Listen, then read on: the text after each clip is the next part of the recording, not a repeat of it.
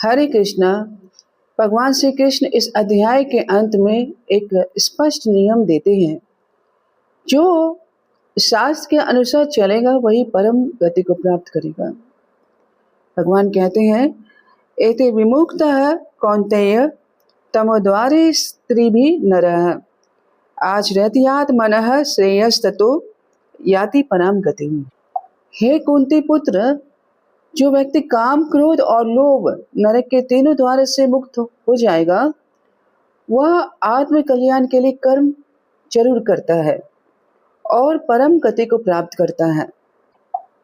ये तीन द्वार अंधकार जैसे हैं। जैसे अंधेरे में हम स्वयं को और आसपास को नहीं देख पाते, उसी प्रकार जो भगवान की भक्ति से च्युत होकर काम, क्रोध और लोभ पे फंसा रहेगा, वह अज्ञान में ही रहता है।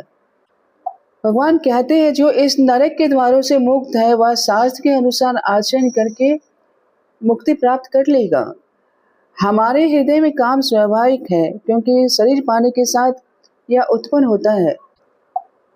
जैसे हजारों नदियां समुद्र में गिरती है, फिर भी समुद्र स्थिर रहता है, वैसे ही इच्छाएं हमारे मन में आती रहेगी, पर हम उन पर कार्य नहीं करके अपने मन को शांत करेंगे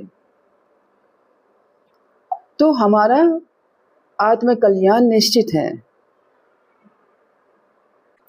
अतः जो व्यक्ति आत्म कल्याण के लिए आचरण करता है वह शास्त्र के अनुसार चलता है और वह भगवान के धाम को प्राप्त करेगा।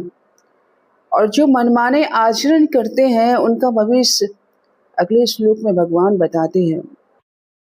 यह शास्त्र विधिम उत्सृज्य वर्तते काम अकारतः न स सिद्धिम अवाप्नोति न सुखम न पराम गतिम।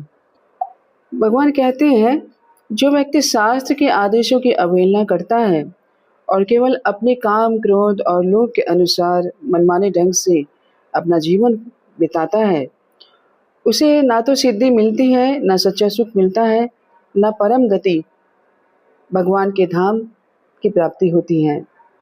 जैसे यदि कोई नाव बिना दिशा और पथ के समुद्र में जाएगी तो वह कहीं भी नहीं पहुंच पाती है, वैसे ही शास्त्र का पालन नहीं करने वाला व्यक्ति अपने जीवन में सही मार्ग को नहीं पा सकता।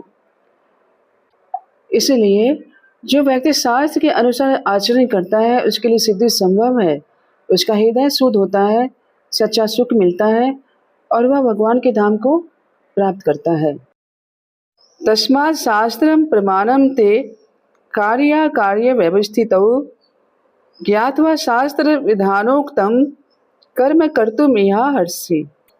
भगवान कहते हैं, मनुष्य को शास्त्र के अनुसार यह जानना चाहिए कि उसे क्या करना चाहिए और क्या नहीं करना चाहिए। विधि विधान को समझ कर ही कर्म करना चाहिए, जिससे कि वह ऊपर की ओर उठ सके। शास्त्रों का पालन करके ही सिद्धि, सुख और परम गति की प्राप्ति होती है। और जो शास्त्र का पालन करते हैं वे देवीय गुण वाले बनते हैं, और जो शास्त्र का पालन नहीं करते वे आसुरी गुणों में फंस जाते हैं।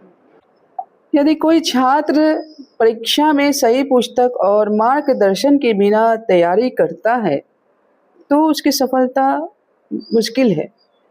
वैसे ही शास्त्र का पालन किए बिना जीवन में उच्च स्थिति, उच्च सफलता संभव नहीं है।